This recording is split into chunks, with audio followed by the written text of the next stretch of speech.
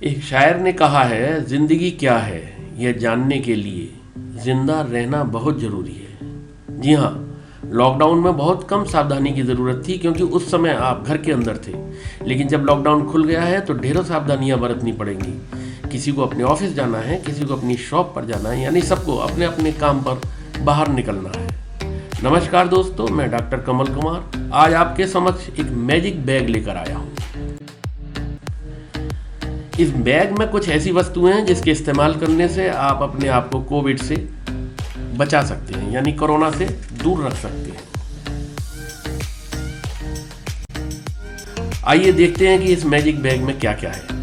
चीज़ें तो सब जानी पहचानी हैं, जैसे gloves, gel sanitiser, zipper pouch, कपड़े का piece, tissue paper, spray sanitiser, toilet sanitiser, newspaper, mask and hand wash.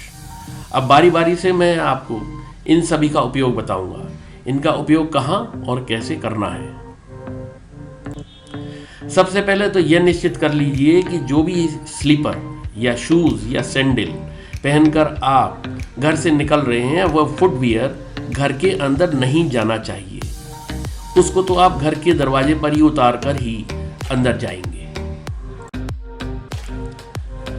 अगर आप अपनी कार या बाइक से जाते हैं तो दरवाजे के हैंडल या बाइक के हैंडल को सैनिटाइज अवश्य कर लें। टैक्सी से जाते हैं तो टैक्सी को या उसके डोर हैंडल को न छुएं। दरवाज़ा आप खोलते हैं तो टिश्यू पेपर से खोलें। गाड़ी के अंदर सीट पर तथा पीछे न्यूज़पेपर बिछा लें और उतरते वक्त न्यूज़पेपर को डस्टबिन में फेंक दें।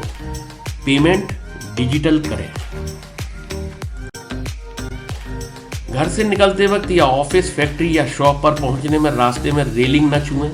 लिफ्ट के बटन या डोर हैंडल को भी अगर छूना है तो टिश्यू पेपर की मदद से ही छुएं। बाद में टिश्यू पेपर को डस्टबिन में फेंक दें। ऑफिस में अपनी desk, chair, phone, desktop, monitor वगैरह को एक बार सैनिटाइजर से स्प्रे करके कपड़े से खुद पोंछें। ऑफिस में जहाँ तक हो सके ग्लव्स पहनकर काम करें, क्योंकि पता नहीं कौन कौन सी फाइल आपको छूनी है, कौन कौन से कागज़ पर आपको दस्तखत करने हैं, वो फाइल कहाँ कहाँ से होकर आपके पास आई है और किस किस ने उसको छुआ है।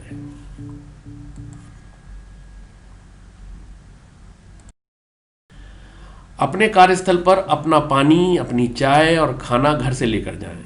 खाना या चाय किसी पियोन को न दें, खुद लगा लें और खाना खाने के बाद लंच बॉक्स को खुद ही बैग में डाल दें। यानी अपने आप को सुरक्षित रखने के लिए किसी चीज़ को न छुएं और अपनी चीज़ किसी से भी शेयर न करें।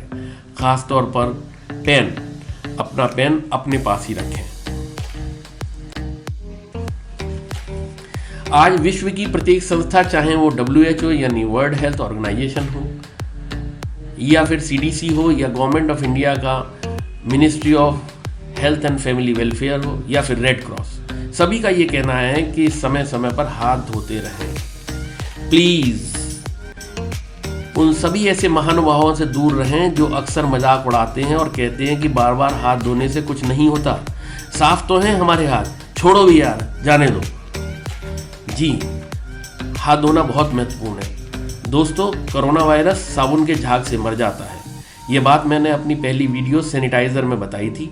नीचे मैं उसका लिंक दे रहा हूँ, अगर आप चाहें तो फिर से देख सकते हैं कि साबुन वायरस पर कैसे प्रभावी होता है। बाहर निकलकर कभी भी आपको संशय हो कि मैंने कुछ छू तो नहीं लिया, तो तुरंत हाथ साबुन से धो लें या जेल सैनिटाइजर कर लें। बचाव बहुत जरूरी है। हाथ साफ करने का तरीका भी अच्छी तरह समझ लें। साबुन को हथेली पर पीछे की तरफ, उंगलियों के बीच में, अंगूठे पर कम से कम 20 सेकंड तक घिसे। इसके लिए घड़ी देखने की ज़रूरत नहीं है, एक मनोरंजक तरीका है। आप सभी को गायत्री मंत्र याद होगा या फिर एक पुराने बच्चों की पोएम जैक एंड जिल याद होगी। जब हाथ धोते समय गायत्री मंत्र को या जैक एंड जिल पोएम को 2 बार गुनगुनाएं। यथासंभव 20 सेकंड गुजर जाएंगे। उसके बाद अपने हाथों को पानी से अच्छी तरह साफ कर लें। पब्लिक में, मीटिंग में, ज़्यादा भीड़ वाले माहौल में न जाएं। आपको नहीं मालूम कौन से इंसान से किसको इन्फेक्शन लग जाए। अगर अभी तक आपने हमारे चैनल को सब्सक्राइब नहीं किया है तो प्लीज़ सब्सक्राइब अवश्य कर दें और शेयर भी कर दें। और यदि आपको ये वीडियो देखने के बाद ऐसा महसूस हो कि आपको पसंद आई है तो प्लीज़ लाइक भी कर दें।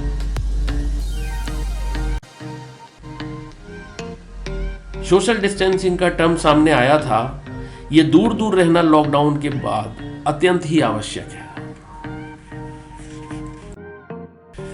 नेक्स्ट इज वेरी इंपॉर्टेंट, यानी पब्लिक लेबोरेटरी में, ऑफिस वॉशरूम में या टॉयलेट सीट को हमेशा यूज़ करने से पहले टॉयलेट सैनिटाइज़र से स्प्रे कर लें, टिश्यू पेपर से साफ कर लें और यूज़ करने के बाद भी इसी तरह साफ करें। यस, गो डिजिटल। सबसे पहली बात, ऐसी शॉप से सामान खरीदें या ऐसी शॉप से सामान खरीदने की कोशिश करें जहां भीड़ कम हो, शॉपकीपर भी मास्क पहन रहा हो। देख लें, अगर नहीं पहन रहा है तो आप उसको टोक सकते हैं और उसको कह सकते हैं कि आप भी भाई मास्क पहन लीजिए। मेरा कहना है कि अगर शॉपकीपर हैं आप तो आप तुरंत मास्क पहन लें, क्योंकि आपके पास तो न जाने कहाँ से कौन कौन आदमी आते हैं।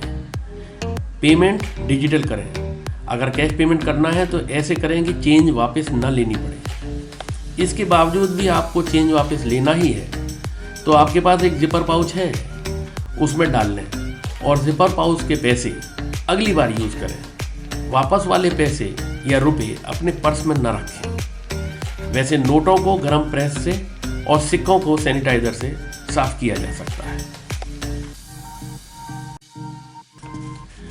लॉकडाउन में बच्चे, बड़े, जवान यानी प्रत्येक इंसान घर में बंद था और मजबूरी में ही बाहर आ रहा था। एक तरह से फोर्स्ड हाउस अरेस्ट था। तो लॉकडाउन के खुलते ही कहीं बाहर घूमने जाने का प्रोग्राम न बना लें। इस समय बाहर घूमना खतरे से खाली नहीं है, भूल कर भी ऐसी कोई प्लान न बनाएं। यह बड़ा मुश्किल काम है, पर सभी महिलाओं से आग्रह है कि किटी पार्टी को अभी कुछ समय तक स्थगित रखें। अभी तो किटी पार्टी न घर पर और न ही बाहर रखें। समय स्थिर होने दीजिए, खूब पार्टी कीजिएगा।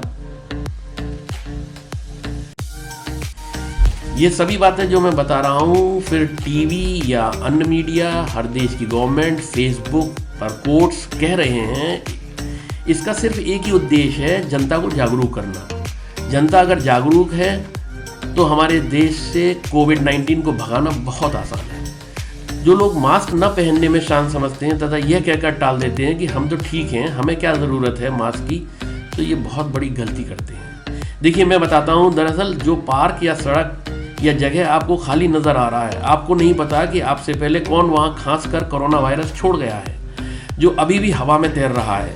वही वायरस आपके वहाँ से क्रॉस होते ही आपको इन्फेक्ट कर देगा।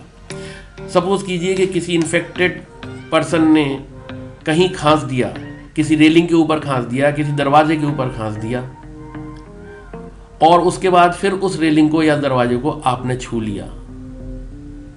स्टील पर तो ये वायरस 5-5 दिन तक रहता है। तो जैसे ही आप उस रेलिंग को या दरवाजे को छुएंगे, आप फिर इन्फेक्ट हो जाएंगे। तो भाई लोगों, स्वस्थ होने के बावजूद मास्क पहनकर ही बाहर निकलें, इसी में सबकी भलाई है। मैं कहता हूँ, मास्क पहनना, समय समय पर हाथ धोना, ये दो चीज़ ऐसी हैं जिनको तो आप अपनी आदत बना लीजिए।